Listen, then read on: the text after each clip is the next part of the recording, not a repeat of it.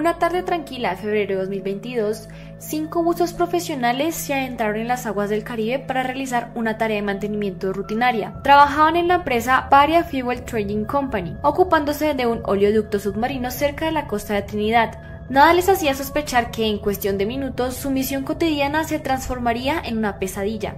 En un giro fatídico de los acontecimientos, estos hombres fueron succionados repentinamente hacia el interior de una tubería bajo el mar, quedando atrapados en la oscuridad de un estrecho conducto metálico. Solo uno de ellos lograría escapar con vida para contar la historia. Los otros 4 permanecieron atrapados en un sepulcro de acero y agua esperando un rescate que jamás llegaría. Este incidente estremecedor ha pasado a ser conocido como el desastre de buceo de Paria, un episodio rodeado de misterio y horror y, como más tarde se revelaría, una negligencia escalofriante. Era el 25 de febrero de 2022, alrededor de las 3 de la tarde, cuando el equipo de 5 buzos comenzó su labor en el oleoducto de Paria, cerca del puerto de Pointe-à-Pierre. Estos buzos formaban parte de una operación de mantenimiento subacuático. Debían reparar una sección de un oleoducto de 30 pulgadas de diámetro, es decir, unos 76 centímetros, que transportaba combustible desde buques marinos hasta la costa. Para ello, los hombres trabajaban dentro de una cámara hiperbárica, una cámara presurizada conocida como hábitat de buceo, acoplada sobre la tubería. La cámara había sido vaciada de agua, creando un espacio seco alrededor de la tubería, de modo que pudieran reemplazar unas tuercas y arreglar una fuga sin necesidad de bucear en mar abierto. Dentro de ese habitáculo sellado, la presión se mantenía por encima de la atmósfera, alrededor de 1.45 bares, simulando la presión del agua circundante. En teoría, era una operación controlada y segura, un procedimiento estándar para este tipo de reparaciones subacuáticas. La atmósfera dentro de la cámara hiperbárica era húmeda y densa. Los buzos provistos de un equipo de respiración, linternas y herramientas trabajaban con concentración. 4 de ellos se encontraban ya ocupados en la tarea, mientras un 5.º buzo se disponía a descender para entregarles una llave inglesa que necesitaban. Afuera, el mar Caribe se mecía con calma. Nada parecía fuera de lo normal, salvo quizás el hecho de que aquel oleoducto había sido purgado de petróleo semanas antes, dejándolo lleno solo de aire y gases. Sin que los trabajadores lo supieran, esa condición preparó el escenario para un peligro invisible acechando en la tubería. A las 11:45 horas ocurrió lo impensable. Dentro de la cámara hiperbárica, uno de los buzos comenzó a desinflar un tapón obturador inflable que sellaba la tubería, una parte del procedimiento para poder trabajar en línea. En ese preciso instante se desencadenó un fenómeno mortal, una súbita diferencia de presión conocida en el mundo del buceo como el efecto del tapé. Esta se liberó con demasiada furia. Resulta que al haberse vaciado el oleoducto de petróleo, se había generado un vacío latente en su interior, una presión más baja que la del agua exterior. Al remover el tapón, la enorme presión del agua circundante entró vía libre hacia el interior de la tubería, y en una fracción de segundos, una porosa succión arrastró con todo a su paso. Los 5 buzos fueron violentamente absorbidos por la boca de la tubería, engullidos por la oscuridad de ese túnel bajo el mar. Los siguientes segundos se vuelven un caos. Los buzos no tienen tiempo de reaccionar. Uno tras otro son lanzados al interior del estrecho conducto, golpeándose contra el metal mientras son empujados por una corriente incontrolable. Sus linternas se apagan al ser sumergidas bruscamente, la visibilidad se vuelve nula. Dentro de la tubería reina la oscuridad total, solo rota por el estruendo del agua y el eco metálico.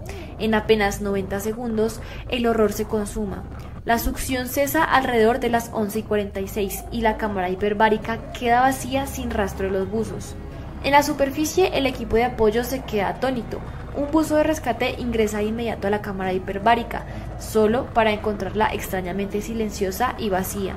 El nivel del agua dentro del hábitat había subido casi 5 metros, prácticamente inundándolo. Esa era la señal inequívoca de que el agua había sido succionada hacia la tubería, arrastrando a los hombres consigo. Un estado de alarma y confusión se apoderan del equipo en la superficie. ¿Cómo es posible que 5 buzos hayan desaparecido así en un abrir y cerrar de ojos? Pasaron minutos eternos de incertidumbre. A las 16 horas, es decir, 4 de la tarde, el silencio fue roto por algo esperanzador y aterrador a la vez. Se escucharon golpes procedentes del interior de la tubería. Los rescatistas contuvieron el aliento. Esos golpes significaban que al menos algunos de los buzos seguían con vida, luchando para comunicarse, esperando ser rescatados. Uno de los buzos decidió emprender la huida, sin saber lo que pasaría después. No sabía si iba a lograrlo. No sabía siquiera si lo que buscaba existía, pero en medio de la oscuridad sofocante del oleoducto tomó una decisión: arriesgarlo todo. Sin orientación, sin luz, sin aire fresco, emprendió la huida a ciegas, guiado solo por el instinto. Se arrastró durante casi 2 horas a través del interior resbaloso y opresivo del tubo, sin saber si iba en la dirección correcta o si cada metro lo acercaba más a la muerte. Cada paso que avanzaba era una apuesta desesperada por sobrevivir. Hacia las 16:25, casi 2 horas después del accidente, algo rompió el silencio dentro de la cámara hiperbárica inundada. Una figura emergía lentamente del agua cubierta de aceite, exhausta como si el propio mar la hubiera escupido. Era Christopher Boudran. Sorprendentemente, Christopher logró encontrar el punto de entrada original y cuando su cabeza asomó por el nivel del agua, lo primero que hizo fue golpear el metal con fuerza y gritar desesperado para ser escuchado. Estaba tan débil que no podía salir por sí mismo. 2 buzos de rescate descendieron de inmediato, lo encontraron temblando, lo sujetaron con rapidez y lo sacaron a la superficie. Eran las 16:45. Boudran estaba vivo, pero aún quedaban 4 hombres atrapados en la oscuridad. Boudran estaba herido y aturdido, tenía un brazo lastimado y mostraba signos de haber soportado una terrible odisea. Nada más ser rescatado, lo primero que preguntó al supervisor fue si necesitaba cumplir con las paradas de descompresión antes de ponerse a salvo. En su mente de buzo profesional seguía presente el protocolo, preocupado por los efectos de haber estado bajo presión. Sorprendentemente, el supervisor le dijo que no eran necesarias paradas de descompresión y autorizó llevarlo inmediatamente a la superficie. Después se sabría que esa fue la evaluación equivocada. Christopher había pasado cerca de 100 minutos a unos 15 metros de profundidad equivalentemente y debió hacer una descompresión breve. Por suerte no sufrió la enfermedad de descompresión, quizás porque estuvo suficiente tiempo bajo la presión estable dentro de la tubería antes de salir. Ya fuera del agua, Christopher Boudran no pudo creer lo que acaba de vivir. 4 de sus compañeros aún seguían atrapados allá abajo y él era el único que había logrado escapar. Con el poco aliento que le quedaba, informó frenéticamente al equipo de superficie de la situación. Les explicó que dentro de la tubería sus colegas aún seguían vivos pero heridos esperando el rescate. Según su relato, 3 de ellos estaban junto a una bolsa de aire a unos 210 metros de distancia dentro del oleoducto y el cuarto buzo se encontraba en un segundo espacio con aire más cerca al inicio de la tubería. Boudran describió la escena con desesperación. Sus amigos habían sobrevivido a la succión inicial y ahora aguardaban en la oscuridad respirando el poco aire disponible en esas burbujas atrapadas en el tubo. Necesitaban ayuda urgente. Agarrando a quienes lo atendían, Boudran suplicaba que fueran a rescatar a los otros de inmediato.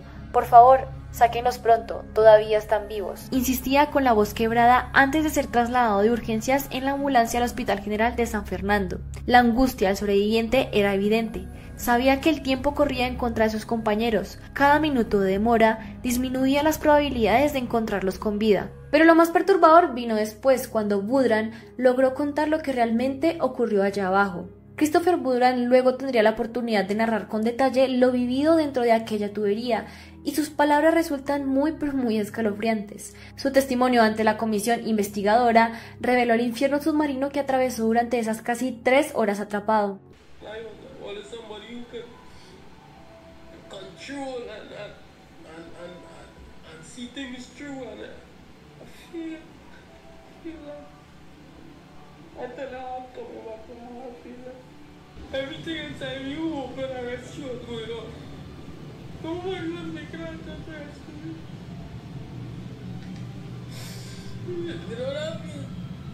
Dijo que al ser succionado todo se volvió caos. Créanme, allí adentro era como una pesadilla increíble. Cada vez que intentas abrirlos te queman.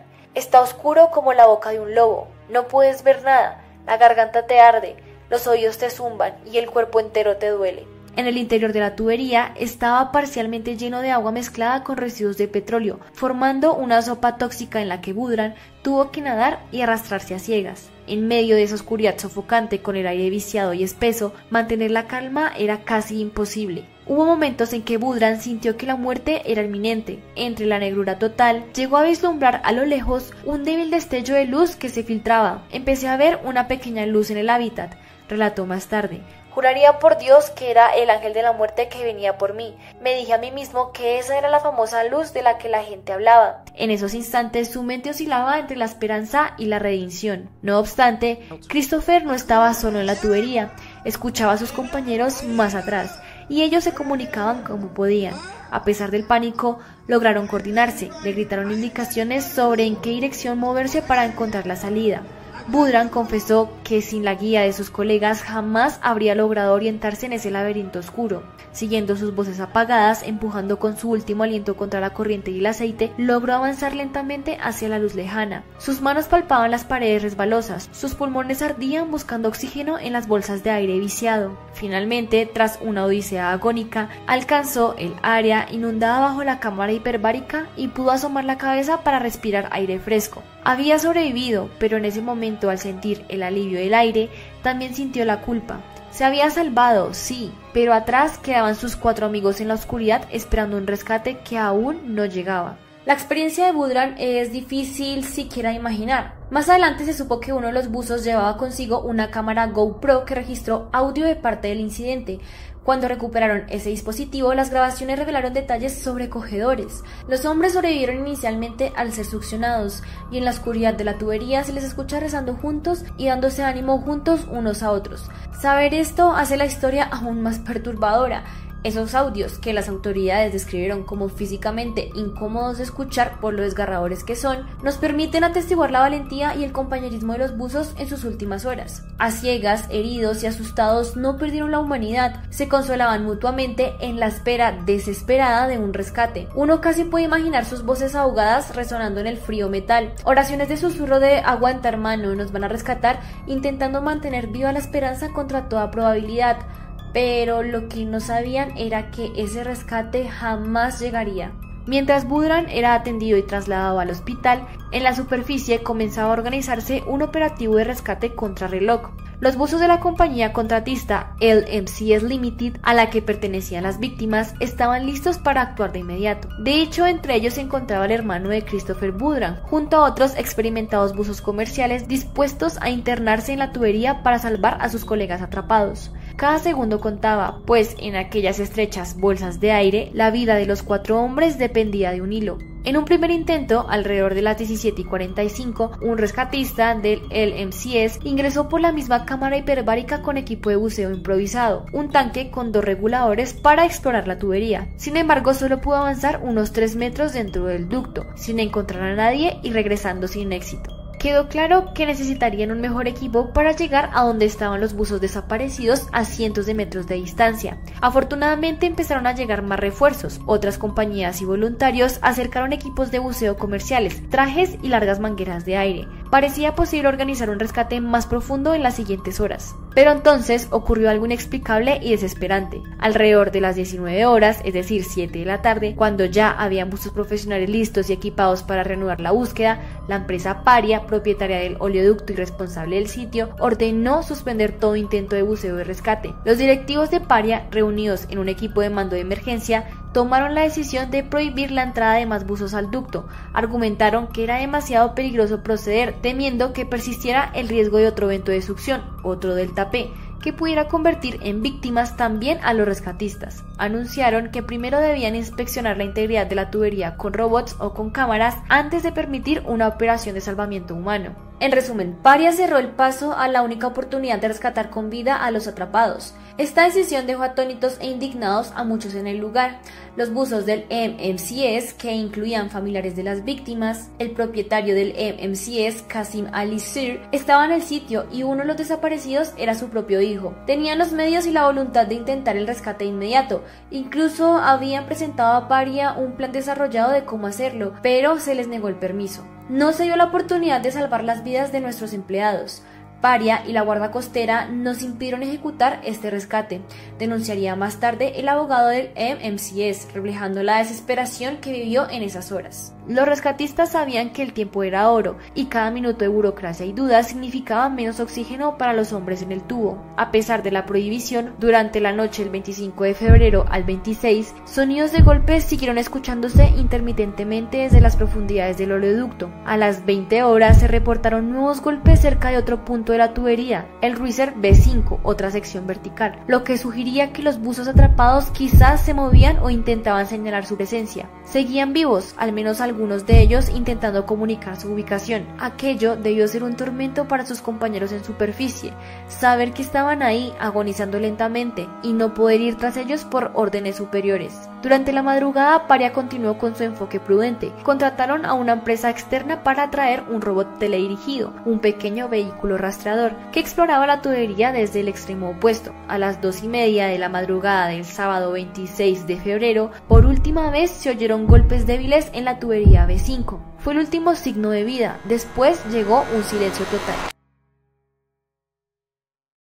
Es muy posible que en ese punto, tras casi 12 horas atrapados, los buzos comenzaran a desfallecer y además sus cuerpos sometidos a estrés, frío y lesiones podrían haber estado fallando. La tragedia se consumaba minuto a minuto bajo la mirada impotente de quienes aguardaban arriba. En las primeras horas de la mañana del 26 de febrero, los esfuerzos remotos de Paria tampoco dieron frutos. El robot subacuático tuvo dificultades. Se topó con un aceite estancado en la tubería y objetos, como un tanque de buceo, que bloqueaba su avance, logrando recorrer apenas 50 metros antes de atascarse.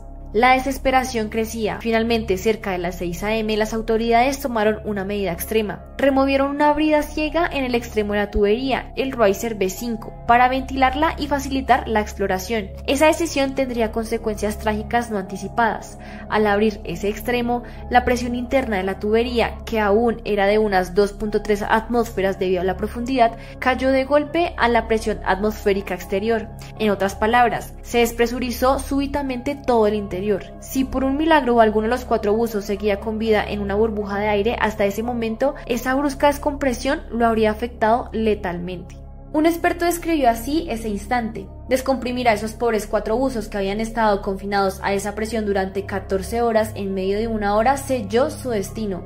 Era el punto final de la tragedia. Tras 5 días agotadores de operación, finalmente se pudieron recuperar los cuerpos de los buzos fallecidos. El 28 de febrero se hallaron los restos de Qasim Ali Jr. de 36 años, Yusuf Henry de 31 años y Faisal Kurban, todos cerca de la gran bolsa de aire donde habían aguantado lo que pudieron. El cuarto buzo, Rishi Nagasar, de 48 años, cuyo cuerpo había quedado más alejado, no fue recuperado sino hasta el 3 de marzo. Trinidad y Tobago entera quedó de luto. Las imágenes de los féretros siendo trasladados y las caras compungidas de sus familiares rompieron el corazón de la nación. Este suceso no solo cobró 4 vidas, sino que dejó profundas cicatrices en los sobrevivientes, familiares y colegas.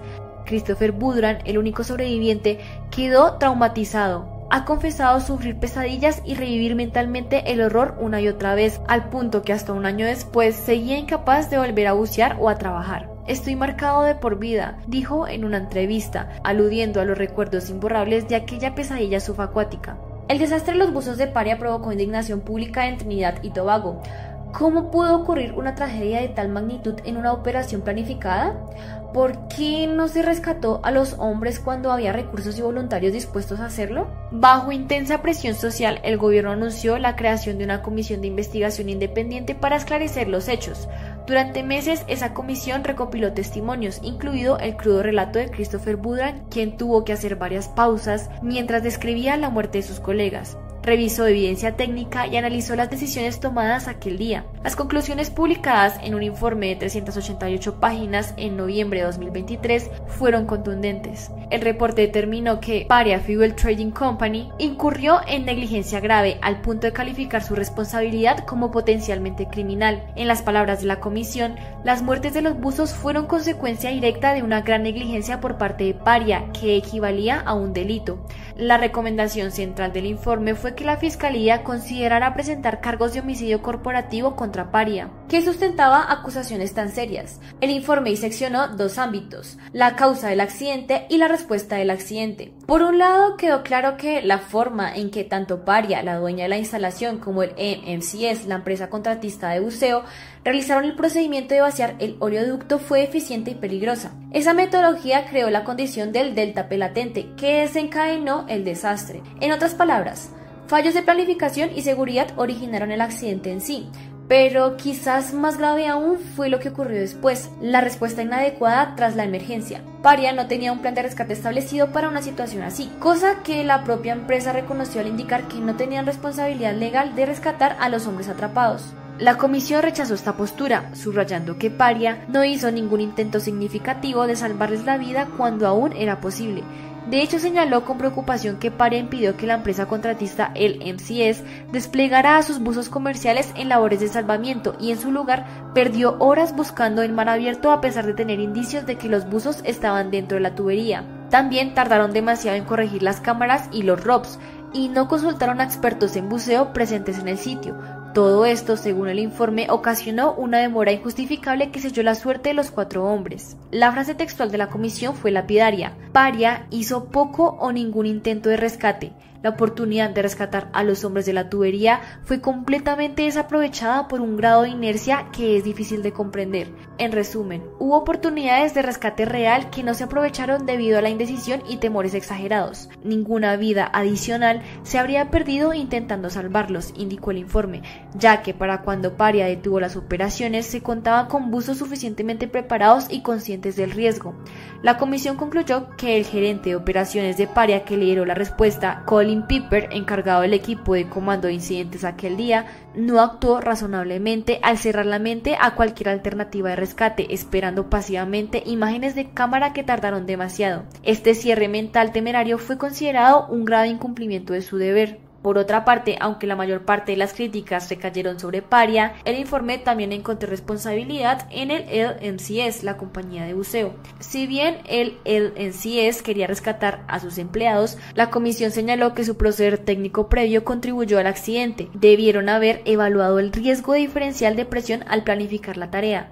No obstante, en cuanto al rescate, se estableció que el LMCS fue efectivamente impedida de actuar por Paria, por lo que no se recomendó acción penal contra el LMCS en ese aspecto. Las recomendaciones de la comisión de investigación no cayeron en saco roto. El público trinitense, furioso y dolido, exigía justicia. Para finales de 2023, la Fiscalía de Trinidad y Tobago anunció que estudiarían los hallazgos para determinar responsabilidades penales. En septiembre de 2024, se presentaron cargos formales contra los directivos de Paria Fuel Trading Company y del LMCS, sí, también contra la empresa de buceo, por violaciones a las leyes de seguridad laboral. En concreto, 2 gerentes de Paria y el director del LMCS, cuyo propio hijo murió en el incidente, fueron imputados por 15 cargos relacionados con la muerte de los buzos. Entre estos cargos figuran no haber evaluado adecuadamente los riesgos de la operación y no contar con un plan de emergencia efectivo. Además, tal como sugirió la comisión, se incluyó la figura de homicidio corporativo o negligencia criminal corporativa en las consideraciones,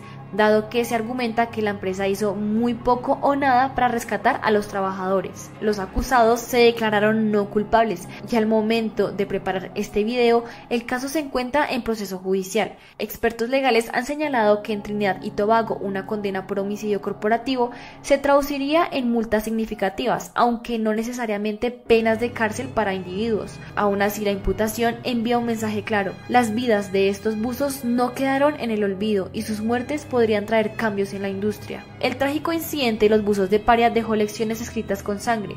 Por un lado, puso de relieve los peligros ocultos del buceo industrial. Un instante de descuido o un cálculo erróneo puede desencadenar fuerzas descomunales bajo el agua. Por otro lado, expuso cómo la negligencia y la inanición pueden agravar una tragedia. Si algo provoca escalofríos de esta historia, más allá de la horrorosa experiencia física de los buzos, es la idea de que podrían haber sido salvados. Saber que pasaron horas en la oscuridad, heridos pero aferrados a la vida, golpeando las paredes esperando un rescate que nunca llegó a tiempo. Y esto es profundamente perturbador. Como dijo un parlamento al conocer el informe, la negligencia de Paria convirtió instalaciones estatales en la escena de un crimen, y es difícil no estar de acuerdo al repasar lo ocurrido. Al terminar este relato, imaginamos por un momento los últimos pensamientos de aquellos hombres en la tubería, 4 buzos profesionales que esa mañana se despidieron de sus familias con la promesa implícita de un hasta luego, confiando que su experiencia los traería de vuelta a casa. Horas más tarde se encontraban en la más absoluta tiniebla bajo el mar, compartiendo entre susurros sus miedos y esperanzas, rezando juntos, quizás recordando los rostros de sus seres queridos y dándose fuerzas mutuamente hasta que el oxígeno ya no alcanzó. Sus nombres eran Qasim, Yusuf, Faisal y Rishi.